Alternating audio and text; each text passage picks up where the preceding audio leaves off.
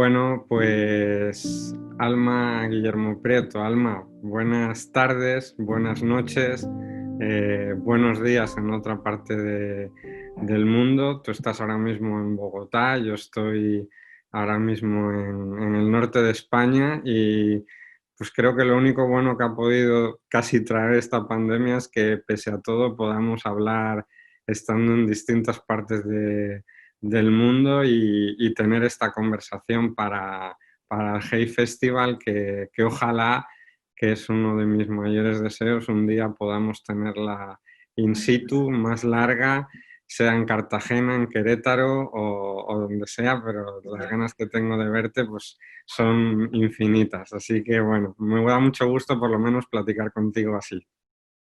Javi, lo mismo. Buenas tardes acá en Bogotá. Eh, Buenas tardes a todos, donde quiera que se encuentren. Y gracias al GEI por hacer posible que estemos por lo menos en esta conversación tuya. Pues sí, la verdad es que esta es la primera de una serie de conversaciones que nos planteó el Hey Festival y Sura bajo el lema este de Imagina el mundo. Creo que ahora muchas de las cosas nos toca imaginarlas porque realmente el lema del Hey de hace muchos años casi es lo más certero, ¿no? que tenemos ahora, que es la necesidad, no solo la capacidad, sino la necesidad de tener que imaginar, ¿no? En el vídeo que tú grabaste, un vídeo la verdad es que muy bonito, luego lo comentaremos algunas cosas, tú hacías énfasis en la necesidad de tener algo con lo que soñar.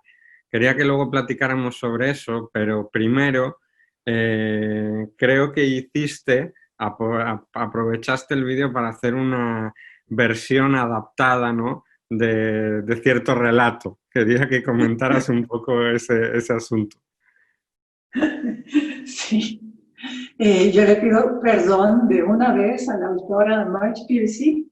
Bueno, no sé si perdón, pero sí me imagino que si algún día ella viera ese video, que habla de un libro que ella escribió hace 40 y pico de años y que yo vi, o el libro que yo leí hace no 30, como digo en el video, sino por ahí cerca de 40 años también, pues Marge Piercy se preguntaría, ya estoy senil porque este libro se parece muy poco a lo que esta mujer está contando, ¿no?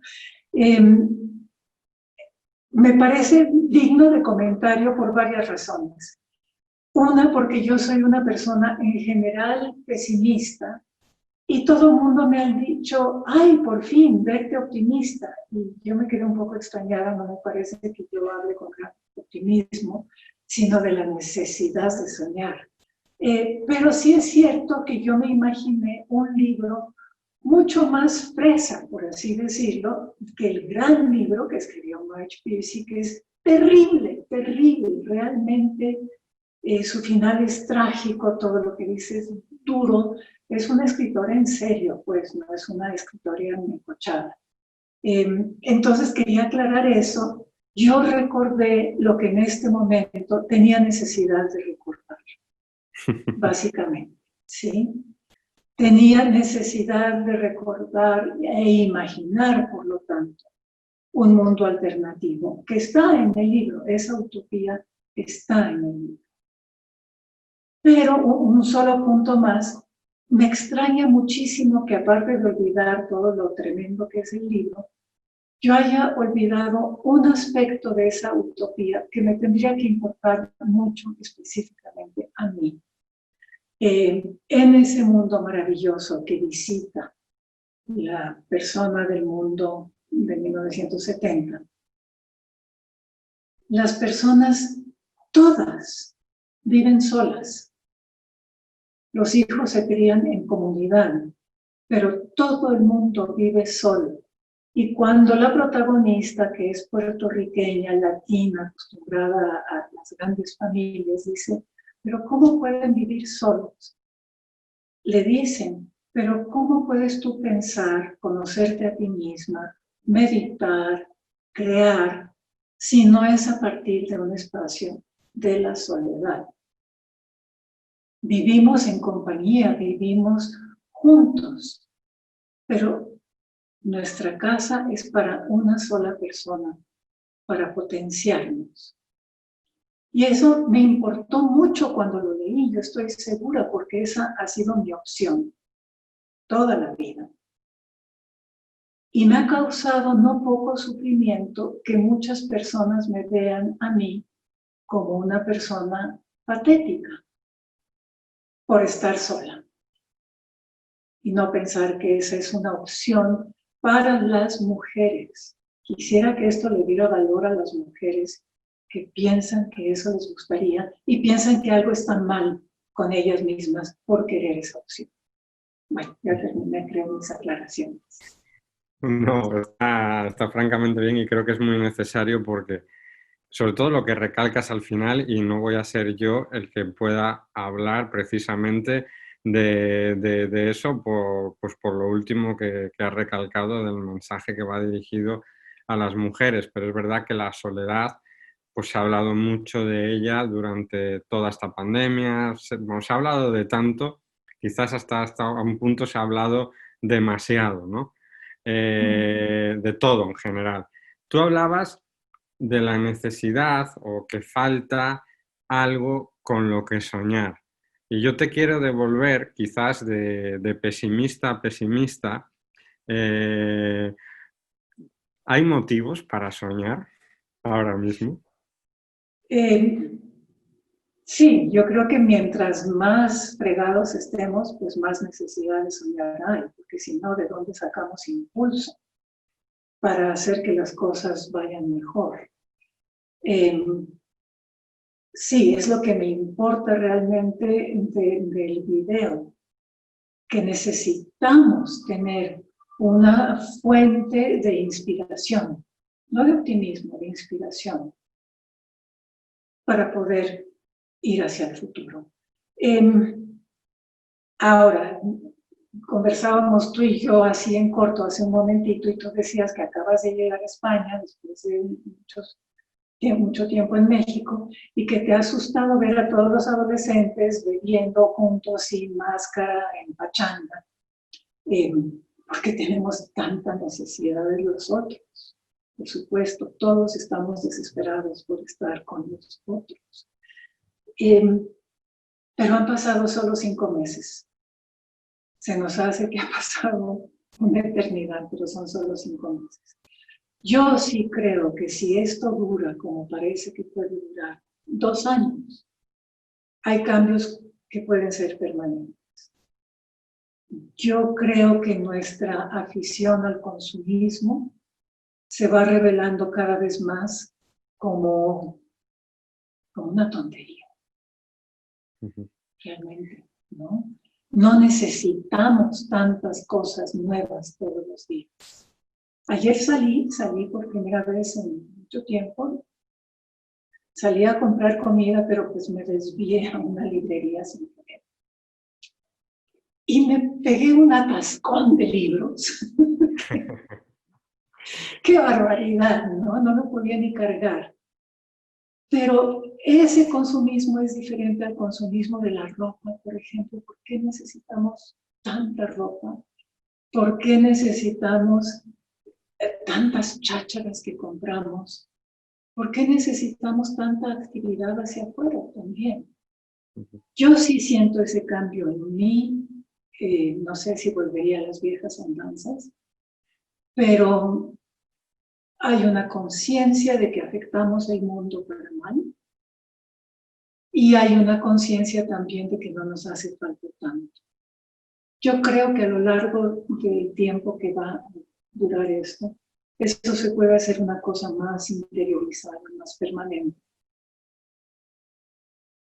¿Algún resultado bueno tiene que haber de esto, Javi? Sí, yo espero que también la diferencia que creo que entre América Latina y Europa, o en este caso, el caso que más he vivido de cerca, pues México y España, a mí me ha sorprendido mucho justo ahora que estamos en plenos rebrotes en España, que es verdad que se sabe más, y yo creo que la única cosa sensata que le he escuchado yo decir a Donald Trump en algún momento de su vida es que No te puedo obviamente creer. si haces más test vas a encontrar más gente. Claro, él lo dijo para eliminar los test. Su sensatez Sí, duró exacto. una frase, o sea, no pudo articular nada más. Pero es verdad que aquí estamos viendo, y para España ha sido muy duro, para todos, ¿no? Pero creo que aquí fue tan sorprendente, tan avasallador, que pese a que es obligatorio, sí que vemos gente, sobre todo es gente joven, ¿no? Que, bueno, pues están en la edad adolescente y sienten que son superhéroes o están inmunes, ¿no? Sí, Y el susto se lo van a claro. llevar a otros. Digo, tampoco es nada que no nos hubiese pasado a ninguno a esa edad, pero yo te lo comentaba por esa... Se ha escrito tanto y hemos hablado tanto de que todo iba a cambiar. Tú has dicho, a ver cuánto dura, ¿no? Porque también hay una necesidad, y creo que es entendible un poco, puede ser de regresar a lo que teníamos o a parte de lo que teníamos Sí, para poder subsistir, ¿no? Porque nadie estaba preparado para esto. Lo digo por tanta reflexión como vamos a cambiar como sociedad, el capitalismo va a caer y todo esto. Bueno, digo, quizás hay que matizarlo un poco todos esos presagios que hubo, ¿no? sí, yo creo que el capitalismo está agotado. Ujú. No, no es un modelo que le dé respuestas al tiempo presente.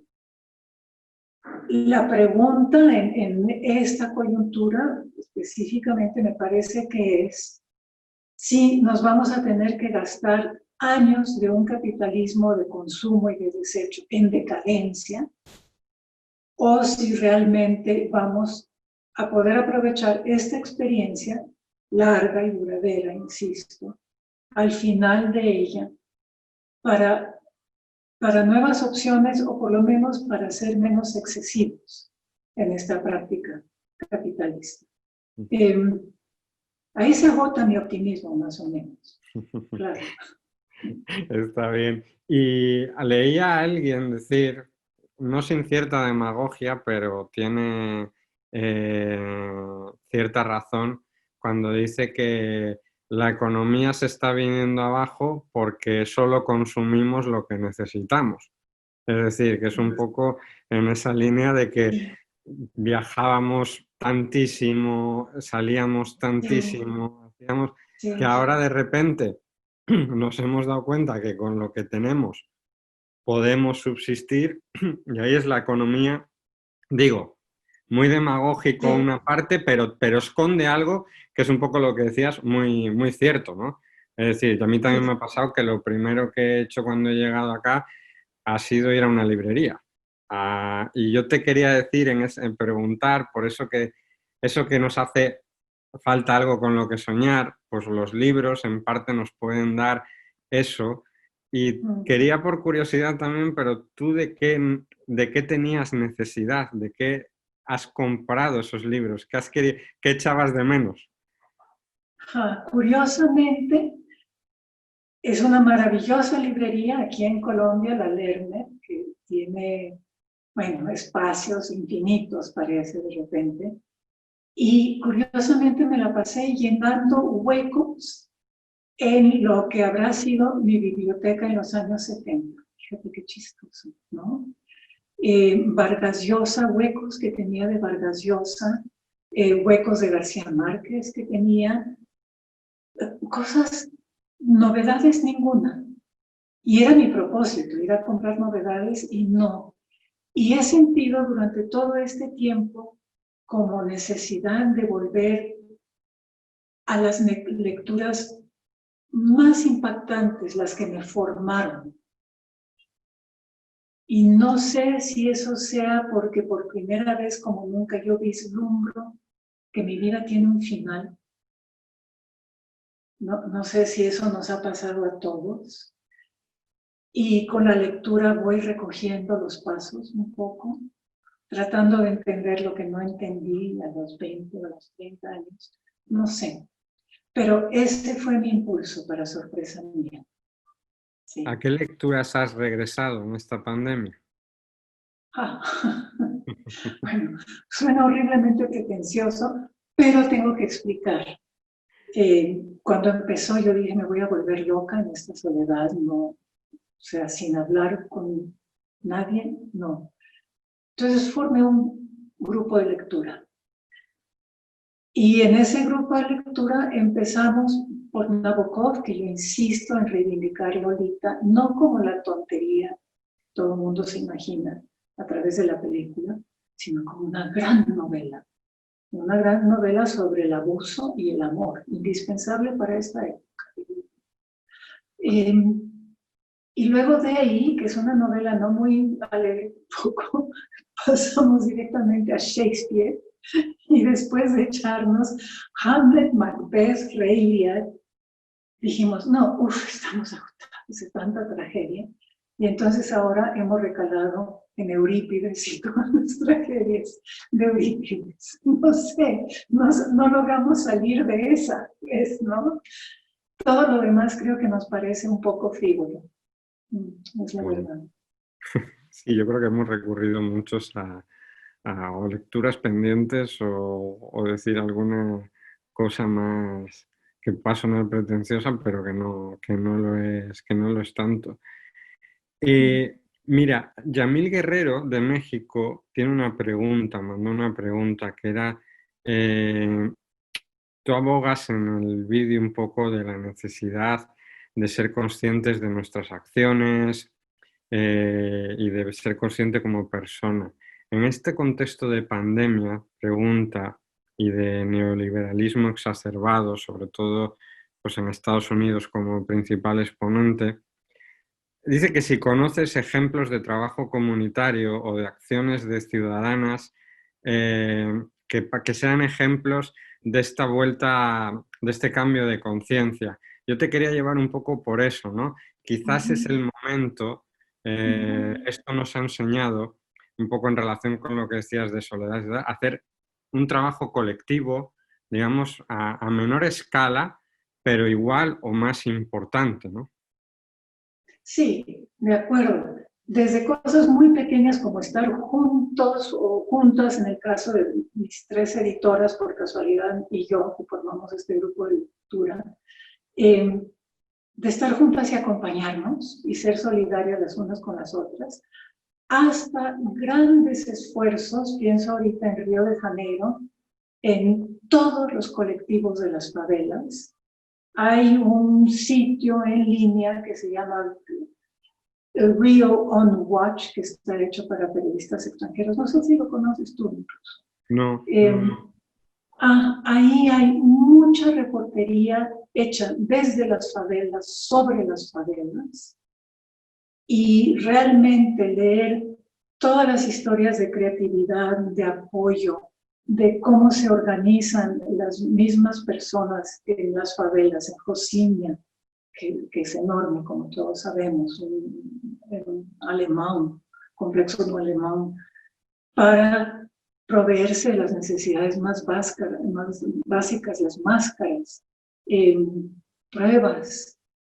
Eso a mí me ha parecido súper emocionante, súper importante, y es un solo caso que puedo citar a nivel popular. A nivel popular por necesidad absoluta, además, ¿no? La necesidad es madre de la invención, no cabe duda. En Brasil, el hueco que ha dejado el gobierno ha sido tan grotesco, tan irresponsable y tan absoluto, que la gente se ha tenido que organizar más que de costumbre en las favelas para tratar de sobrevivir esta crisis. Yo creo que, o sea, no sé si hay una parte claramente de comunidad, lo hemos visto en Brasil, lo hemos visto en Colombia también, con el tema de los trapos rojos, lo hemos visto en México, es decir, que por un lado las sociedades vuelven a demostrar Yo creo que eso es particularmente en América Latina, de qué están hechas las comunidades, la fortaleza que hay frente al desastre Sí, de los dirigentes. Me da igual la ideología, me da igual, o sea, en general no creo que haya habido uno que puedas decir, porque nos ponemos a mirar a Brasil, México, no te digo, Colombia, pero bueno, luego tienes El en Bolivia, Salvador, no, El en Salvador, Salvador o Bolivia, donde todo el gobierno ha dado positivo. Es decir, si todo el gobierno da positivo, es un ejemplo de irresponsabilidad absoluto y de cómo debe estar hacia abajo, ¿no? Y yo sí. también quería Yo llevar... reivindico, entre paréntesis, muy breve, el trabajo tanto del gobierno nacional como de la alcaldesa de Bogotá, que viven peleándose, pero yo diría que sale de los mejores calificados del hemisferio. Eso no quiere decir Sí, que sea fantástico, pero la nota es quizás la más alta, ¿no? sí, Pero sobre bueno, todo viendo un poco todo, claro, las comparaciones son terribles. Y hay sí, otro papel que yo te quería preguntar a ti, que si alguien ha recorrido todo el continente, has sido tú como reportera, el papel del periodismo también en este momento, ¿no? Porque hasta ahora, que lo hemos hablado alguna vez, yo creo que lo hemos compartido en algún intercambio, hasta ahora los reporteros pues nos podíamos exponer a un peligro también, pero ahora somos parte nosotros también de ese peligro, cosa que es complicado de manejar cuando vas a ver a un enfermo o porque luego tú vas a ver pues, o a tu familia o demás, ya no es, pero sobre todo la necesidad, creo yo, y pues, lo vemos, nosotros lo hemos tratado de hacer en el periódico, de ir a los sitios, de seguir yendo. Es más complicado, pero creo que cada vez es más necesario. Lo mismo que hay que contrastar lo que ahora llaman fact-checking, que no deja de ser el contrastar toda la vida, o sea, es decir, verificar, y que ahora parece una moda, pero vamos, tú llevas haciéndolo 40 años, mis por lo- editores, sí. o tus editores, digamos, pero sobre todo el papel ese, ¿no? De seguir yendo a los sitios y contar lo que ocurre, porque si no, no vamos a Sí, saber las favelas, no vamos a saber qué ocurre en la Sierra de Oaxaca o en Iztapalapa mismo. yo estoy desesperada, yo hice 3 notas al principio, porque pues puedo salir y darle la vuelta a la cuadra de mi casa y hablar con la gente, obviamente, ¿no? Hay un sitio de construcción acá atrás, llegan los albañiles y los obreros todas las mañanas de sus sitios, entonces puedo hablar con la gente, pero no puedo ver. Y no ver es terrible para nosotros, como tú sabes.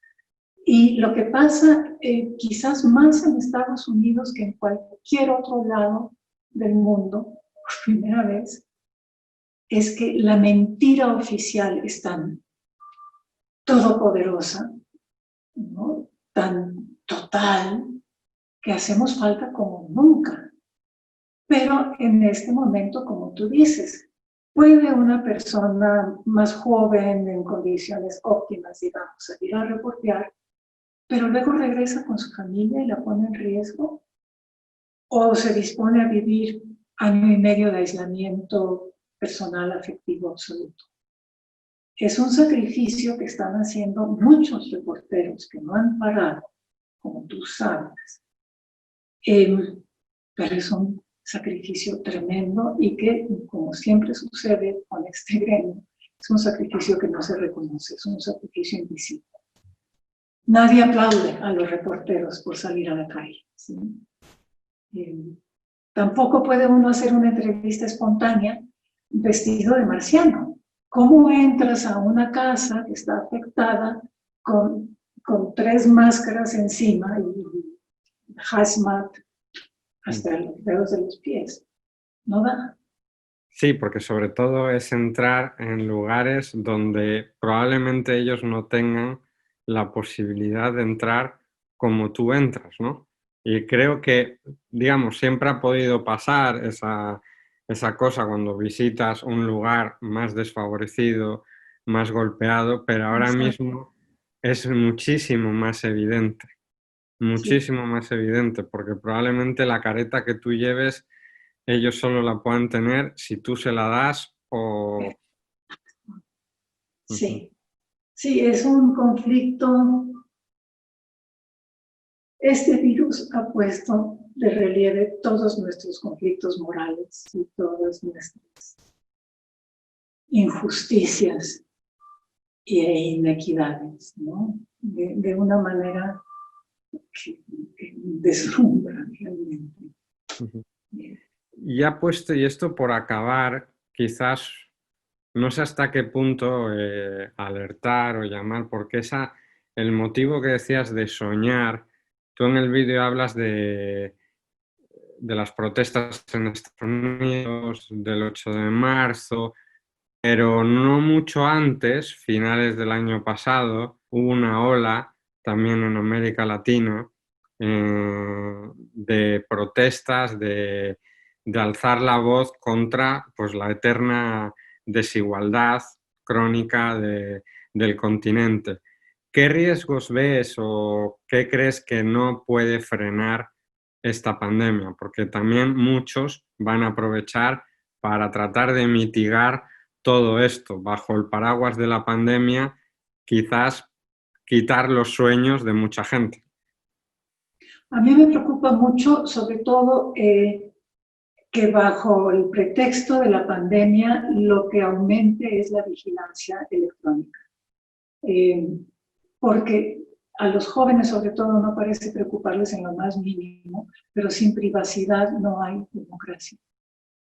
Y han aumentado las cámaras y los apps que dicen dime dónde estás y te diré si estás en una zona de riesgo y mil maneras de controlar nuestros movimientos, para dónde vamos y qué hacemos cuando llegamos a donde estamos. Eso me preocupa muchísimo a largo plazo. A corto plazo, obviamente que ha habido un impacto sobre la movilidad en la calle, sobre la capacidad de manifestarse así. De todas maneras, a mí me parece siempre que las marchas engañan un poco, la gente puede sentirse un poco más fuerte de lo que es, eh, pero siempre salen los mismos a las marchas. En cambio, hay muchas maneras de activismo social en redes que me parece fantástico. Lo que le hicieron a Trump, así no haya sido todo resultado de lo que le hicieron, pero lo que le hicieron a Trump en Tulsa fue genial, genial, de comprar el boleto o apartar el lugar y decir vamos a ir y luego no ir, que hicieron todos los muchachos en TikTok. Mm. Maravilloso. Y eso tuvo un impacto grandísimo. Entonces, si no se puede salir a la calle, eso no quiere decir que no se pueda protestar. Los jóvenes, sobre todo, son ingeniosísimos para eso. Y eso, desde luego, por cerrar, es un gran motivo para soñar. Poder pensar que en unos meses Donald Trump va a dejar de ser presidente de Estados Unidos, creo que es algo, por lo menos a corto plazo, que nos invita a soñar a todos los que queremos, ya no te voy a decir una democracia, un continente, ¿verdad? Y sobre todo un México que no tenga que soportar tantos ataques como esos. Así Y un que mundo sin Trump, sí, sí.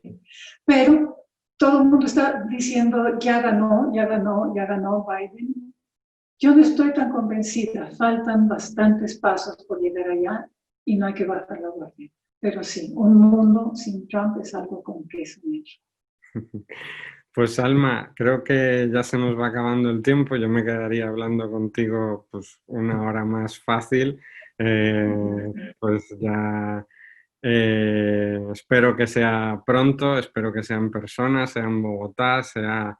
Recuerdo que hace poco, bueno, hace poco no tanto, pero antes de la pandemia hablábamos yo tenía unos planes de ir a Venezuela y que iba a pasar por Bogotá y tú ibas a ir a México y bueno, en fin, nos veremos pronto, pero mientras te agradezco esta charla, te agradezco esta plática Espero que vaya todo bien por Bogotá y pues nada, te quiero mandar un abrazo virtual que ya te daré pronto y nada, pues agradecer mucho al GEI esta oportunidad para imaginar este nuevo mundo y hacer viral, vamos a recurrir ya a este lenguaje digital, pues esta invitación que haces a soñar por algo. Así que nada, muchas gracias, Alma. Un abrazo para ti, Javier, y muchas gracias al GEI, muchas gracias a todos ustedes.